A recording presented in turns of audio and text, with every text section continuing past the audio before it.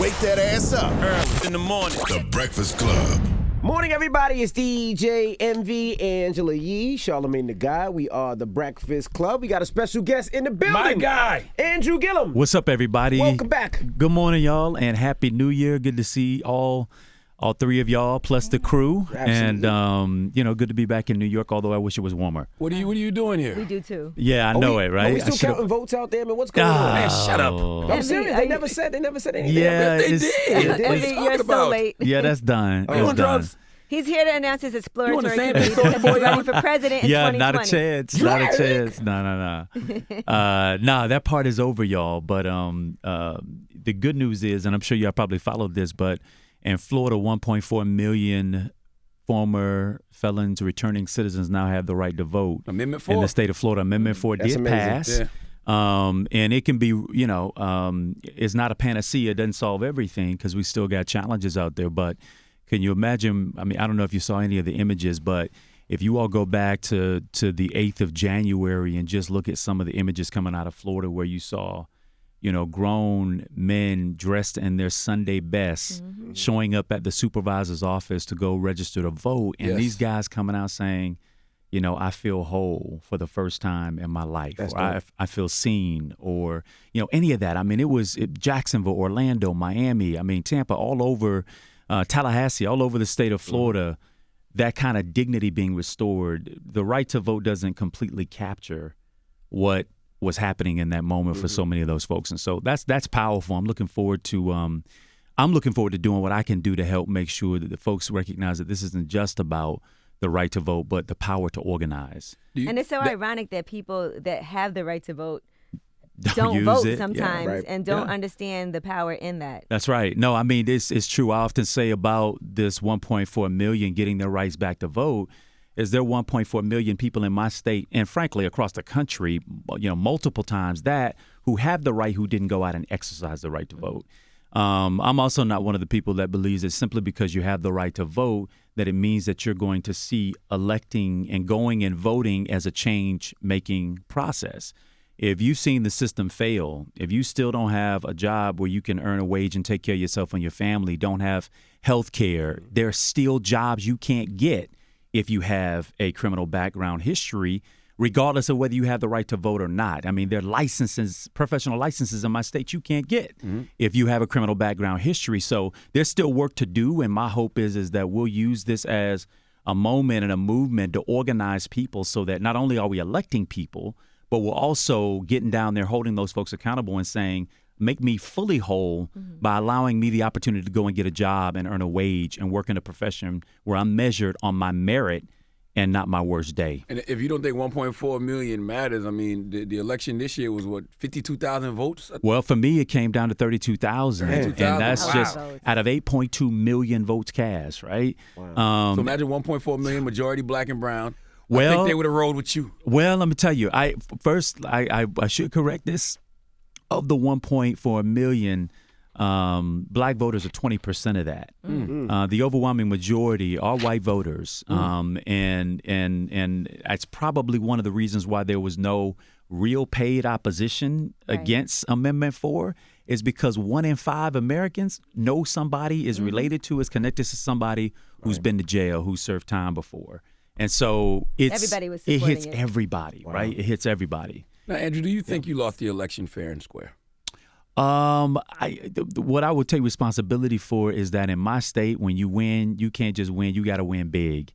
And the failure to win big, given the structural barriers that are there, right? The fact that you could have tens of thousands of voters who requested an absentee ballot, completed the absentee ballot, put it in the mail, likely put a stamp on it because all supervisors don't allow for free mail back of ballots.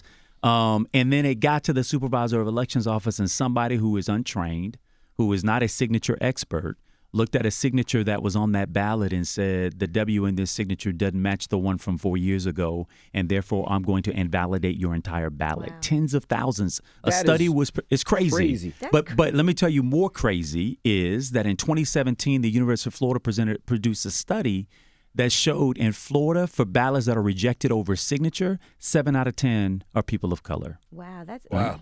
7 out of 10. Well, I don't think anybody's signature is the same. I know my signature is not the same from 4 or 5 years ago. Definitely not. Come on, man. I've been elected. I was elected almost 15 years and signed God knows how many documents. And I can tell you right now that my signature was never the same, completely from year to year on those things. It evolved. But that's just one example. Take, another of, 6,000, 7,000 ballots being stuck in a post office, ballots that were completed, mailed on time, postmarked on time, but didn't get counted because they didn't arrive by Election Day, in spite of the fact that there were recounts, still did not get counted because they wouldn't count it because it didn't show up at the Supervisor of Elections office by Election Day through no fault of the voter, him or herself. So that's voter suppression, though, right? Oh, well, it's real voter suppression. Yeah. As I tried to talk to people post the election, that voter suppression has evolved from fire hoses and dogs and barricades in front of a voting booth. It is much more sophisticated. We saw it in Georgia. Georgia was, in more overt ways. But in Florida, the reason why it didn't look so controversial is because it's the law in my state. What are some solutions moving forward? Well, we got to change. I mean, I understand that I ran under the rules that existed, right? And so I try not to go back and, complain in that way. But what I will tell you, we have got to update the election system. Mm-hmm. Why is it that you can reject somebody over signature? We have got to revise and relook at the signature law in my state. If you complete your ballot and it is postmarked by Election Day, that ballot ought to be counted. Period. Enough said. We had to go to court to get precincts on college campuses. It ought to be automatic. Why would we make it harder for a concentrated group of people who spend the majority of their day in a singular place that you got to fight to have them get access to the ballot box? We got to change that. We also, felon reenfranchisement is just one piece of it, but the new governor has already signaled that he thinks the legislature needs to come up with new laws to help make that new constitutional amendment effective. We disagree. The constitutional amendment passed by over 60% of Floridians. It is self-executing. It says once you have completed your sentence and you fit under this particular previous crime, basically no child molestation or murder. Mm-hmm. Other than that, as long as you paid your restitution, you should be able to go and register to vote, period. So there are things we can do. The question is will we do it? And it becomes part of our job to ensure that the right stuff gets done, the right laws get changed. That's why I asked, because I asked if you guys were still counting. It wasn't a joke. I was asking because with all of these things that you said, there is no way to sue or to do an emergency and something to stop this until we can see where all these things are going. Because right now it's almost like, well, we say what we want to do. Yeah. F you, keep it moving. Like that doesn't seem right. No, I mean, I agree it doesn't feel right. But as I said, it is now the law of the land in the state of Florida, right? And it has been that way since Republicans have been in control of my state for 20 years. And so we're playing on somebody else's turf. Right. Not only was I, the least funded candidate coming out of the primary, competing in, the general election, but I'm competing based off their set of rules. Mm-hmm. And so until we find ourselves in a condition, in a place where we can change the rules so that they work for everybody, I don't want the rules to just work for Democrats. Mm-hmm. I don't want them to just work for Republicans. I think democracy, the way it's supposed to work, is that you kick open the door of opportunity and access and the ability to vote for everybody. The way it's supposed to work is that the person who gets sworn into office is supposed to be the person who got the majority of votes, period. You think and that's the question we got to ensure is always answered correctly. You think it'll ever get to the point where you can just vote from your phone? Man, I hope so. Just mobilely cast the vote instead of first going of to all, the poll? you can do your banking off your fingerprint. Right? I haven't been to the bank in so long. There it is. I wire money from my phone. I deposit checks. So technology is already there. Mm-hmm. Right. But y'all know this better than I do. I mean, and Frederick Douglass said it best, power sees nothing without a demand. If you are in power, you never want to introduce an X factor into that process that could potentially destabilize your power. So if you gave more people the opportunity to vote, people who you don't regularly get in contact with, college students. Let's just take young people, for instance. The reason why they didn't want young people in college campus precincts is because they don't talk to college students. They're not proposing the kind of policy that would necessarily speak to them. Mm-hmm. And therefore, they're pretty well convinced they may not earn their votes. If they were convinced they could earn their votes, you believe you me, those precincts would be open. There would not be a fight. It would be accessible and available. We bend over backwards to make it possible. I would be so concerned about hacking, though. I was thinking the same thing with the phone. Because that's difficult, because you see what happens with elections already. Well, so I imagine mean, everyone's voting from their phone or their computer. Well, I can lean on you from your phone. Like I could say, I can make you do something for your phone, but it's hard to when you walk in that booth. That's real. There's nobody there behind you. But I can say you better vote for. Listen, I I think it is probably no more imperfect than the system that we have right Absolutely. Which is true. Like you said, right? we banking And and doing all this other stuff on the phone. Like, what's the difference?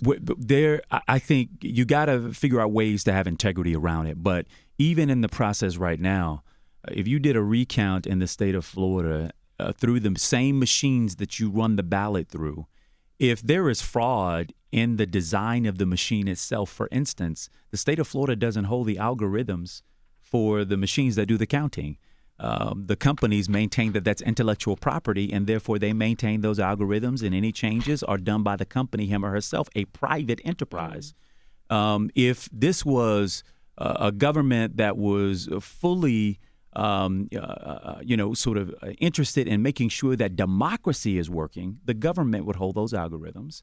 A recount would look like you counting every single ballot and not running those same ballots through the same machines that could be construed or constructed to give one candidate 2 votes and one other candidate 1 vote. I'm not suggesting, certainly in my case, that necessarily happened, but these are the kinds of things that can happen when you turn the process of democracy over to private enterprise without real accountability. And right now, the system lacks, whether it's voting from your phone, which we don't have in my state, and many states, most states don't have, or going into a ballot box, completing it, and feeding it into a machine. There's an absence of real accountability in the process, and that's why we gotta have some real elections reform. You're a very classy guy, AG, but in your gut, do you know you won? My mama says I won. Okay. So that's All right. that matters. Okay. Now listen, I told my mom, I was like, you can't say that outside of here. But she, baby, I don't care what they say. You won this thing. I'm like, but there are some thanks, wins Mom. when you think about it, right? Because now you're on this really international stage of people that are like, Andrew Gillum should run for president. And there's a lot of things that can be done with the attention that people have on you now just from this election, because it was something that nationally everybody was paying attention to, and maybe people that hadn't heard you speak before are now more aware of you and your policies. No, I mean, so first of all, my faith teaches me to have to see the glass half full, right? Regardless of the turmoil I kind of, put myself through following the election. But when you know better, you're supposed to do better. Mm-hmm. What I know better now is that, and I've known it before, but now I've got to take some responsibility for doing this work myself, is that you just can't keep showing up in communities that have felt like this process hasn't worked for them ever. They haven't seen it work for them ever. And just because I might be a candidate that they may be able to relate to, there's more work to be done, and it has to happen outside of an election season. So what does it mean to organize in communities, show up in communities, to help communities build lasting power and infrastructure that doesn't come with, by the way, and vote for me? So part of my work that I'm going to do now is trying to help organize across all 67 counties in my state and the neighborhoods and in communities that are economically depressed, that don't have access to affordable housing or affordable health care, or don't really know how the power structure and the wheels of power work. But if they did, if they understood it, they could intersect that and get some wins for themselves. Mm-hmm. Because if people don't believe that by virtue of their vote that they can change anything, why would they vote? Why would they bother? Right? Why would they show up? And I've known that intuitively. I felt like if I was the best candidate I could be, and to show them that I understood those issues better than anybody else, and if given the opportunity to serve as their governor, we could change those things on their behalf as well. I thought that would be enough, but the truth is, in a state like my state, the third largest in all of America, given the rules that we have to play by, given the suppression tactics, given all that happened in this race, you've got to know that not only does the art have to work, but the science and the art both have to work. It's where science and art meet, and it's got to be pulled off with perfection. Otherwise, in spite of all your effort, all of your energy, in spite of the 22 months that I spent going around the state with very little sleep, an election can come down to 32,000 votes, less than 1%. In fact, less than 0.5% of the vote, and you not win after 8.2 million votes have been cast. I don't want anybody to walk away thinking that their vote doesn't matter, that this process doesn't matter. Like, that's not what the lesson is from this. Mm-hmm. The lesson is that every vote matters, and you got to change this thing for yourself. I can't do it for you. My supporters, the people who funded they can't do it. You got to do that for yourself. So if anything, we got to renew our commitment to this process, to our communities, to our neighborhoods, to our streets, to our individual homes, to say, I'm going out to vote to change this thing for me, for my family, for my neighborhood, for my street. Until we do that, we're going to keep losing these elections, and there's nobody to blame but ourselves at that point. I want to follow up with that because, your campaign theme was bring it home. Yeah. So I want to go a little deeper. What will you do next so you still bring it home for everybody who believes in you? Yeah, I mean, for sure. First of all, I'd be a fraud if I picked up my toys and went home. Oh, I lost the election, and I'm not the new governor, and so I'm going to go make as much money as I can. I am going to try to earn, a living take care of my wife and my 3 children.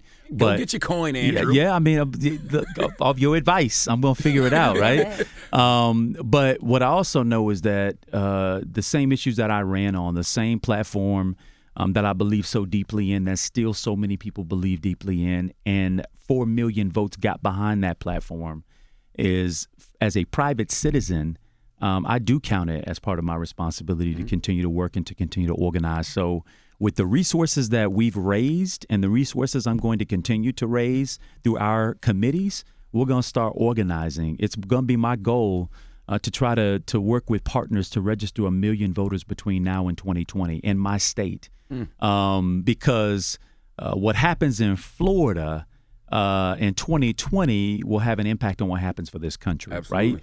If you win Florida in the presidential contest, you win the presidency, period. Now, there's a way for Democrats to win without Florida. I wouldn't argue that they do that. But Republicans cannot win without having Florida.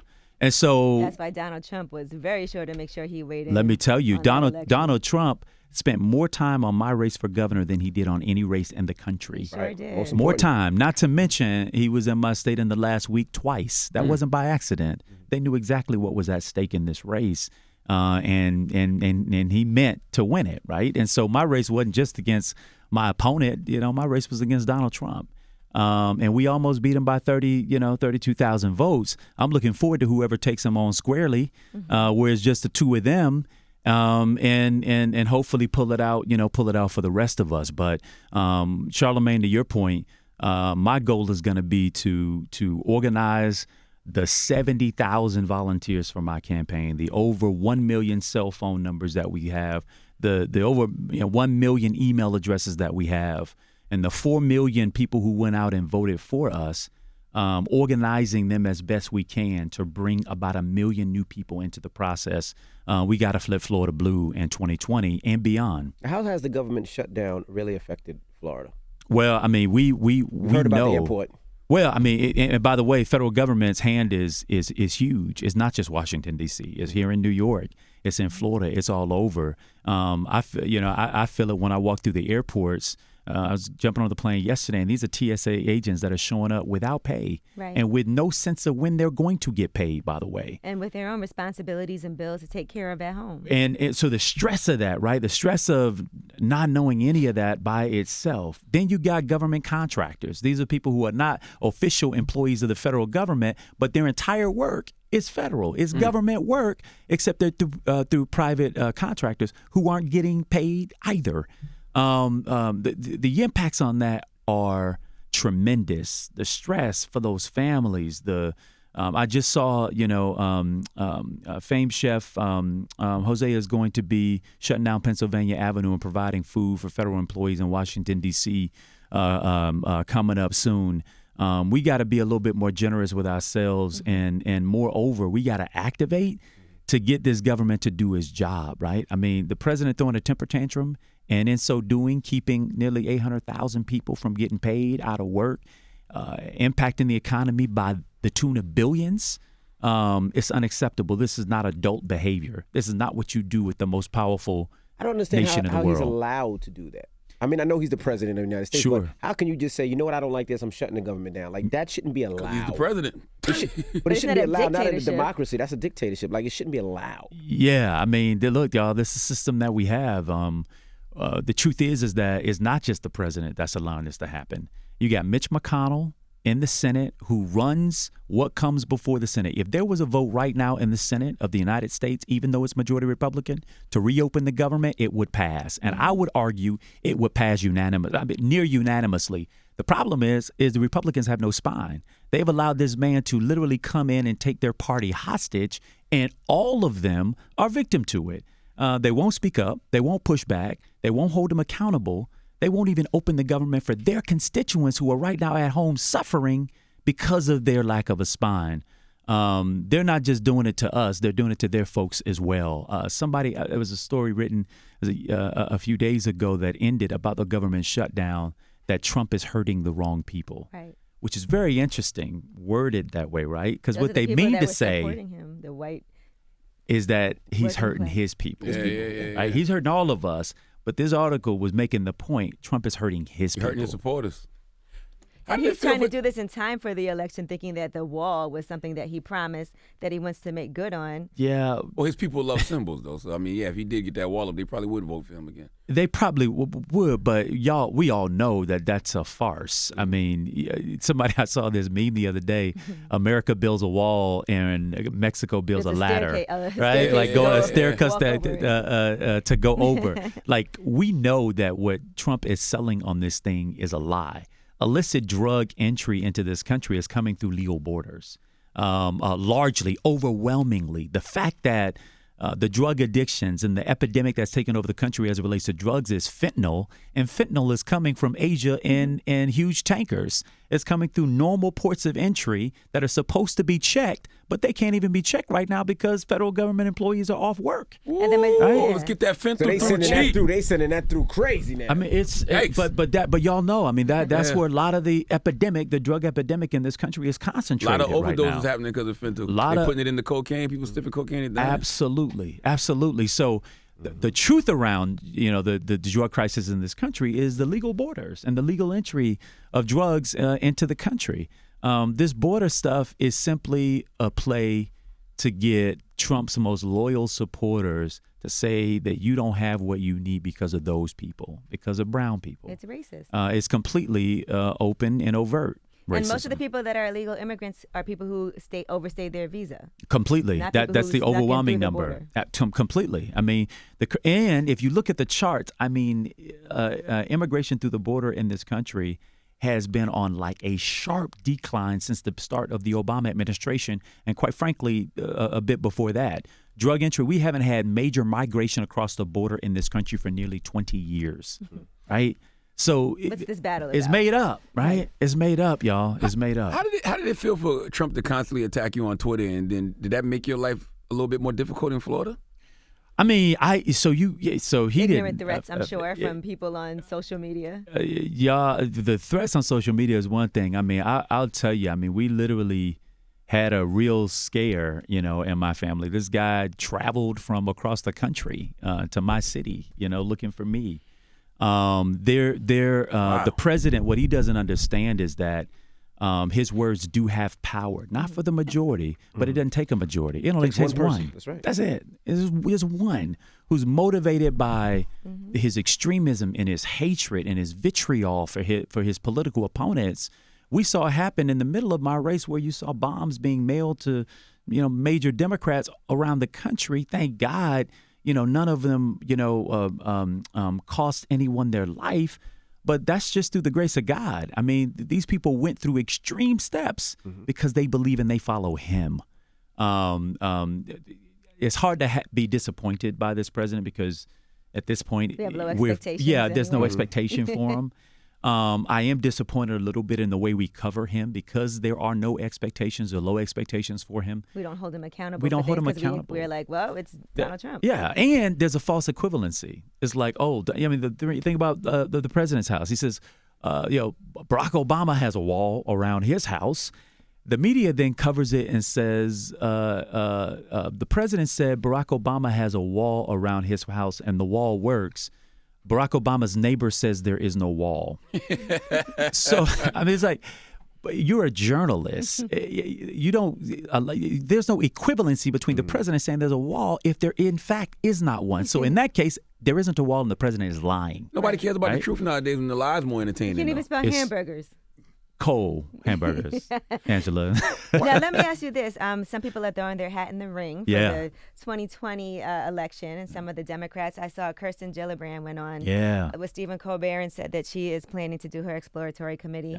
Who do you like so far? And is there potential for you? Because I keep hearing your name. Yeah, no, I'm totally hanging out in Florida, and this time around anyway. And as I said before, I'm committed to helping whoever the Democratic nominee is flip my state blue. But I tell you, I think we're gonna have a wealth of talent coming out. If I had advice, for anybody having experienced the president in my own race, is I don't think we're going to win fighting on his turf. I think you got to punch him back, not physically, but I mean, when he comes for you, I think you got to respond, and then you have to take it higher. Right. The American people are just really sick of elementary style politics. We actually want an adult in the White House, I believe. Right. And if you get out there, think about how silly Marco Rubio looked, on the stage with Trump, trying to trade insult for insult. He called him Little Rubio. I mean, and that was over. Like, that was it. And everybody always saw him. He's like, yeah, he is kind of short and his hands are, it's like, that, it's gotten to the psyche and it worked. And so that's not the plane in which we have to fight. I think our candidate, whoever he or she may be, is going to have to provide an inspirational and an aspirational vision for where we want to go. They've got to talk about the future and where we're trying to go as a country, as a people, set a world vision and a world view, and obviously beginning with what America's role is. Don't try to beat this guy in the gutter. He's king of gutter, and leave him there.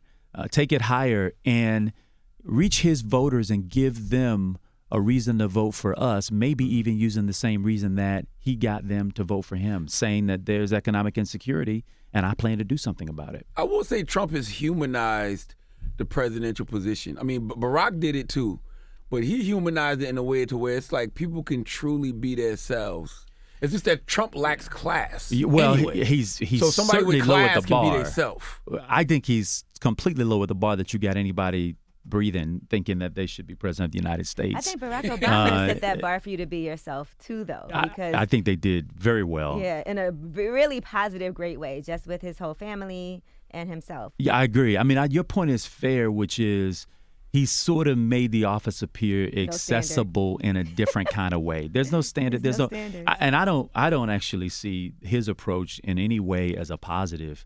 I think there's a way, and the Obamas symbolized this, but the Clintons did in their own way as well, where you made that place feel open and accessible and like you could touch it. Regardless of where you came from, what your background was. I'd love a candidate who would open up the corridors of power and help people recognize their own individual power and how through your own actions you can impact what happens here. But right now what we got a big baby. I mean, there's a bully and undeserving of the office.